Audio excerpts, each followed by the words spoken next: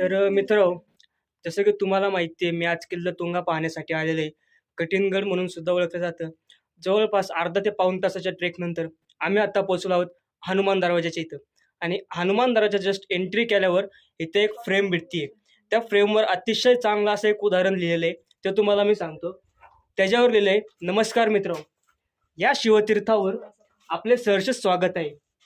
या पवित्र स्थळी छत्रपती शिवाजी महाराज यांचा जो गुण आहे स्वाभिमान, या गुणाचे स्मरण करा. म्हणजे प्रत्येक किल्ल्यावर किंवा प्रत्येक अशा अशा ऐतिहासिक वास्तूवर अशा अनेक वेगवेगळ्या छत्रपती शिवाजी महाराजांचे जे पैलू आहेत त्याचा आपल्याला अभ्यास होत असतो.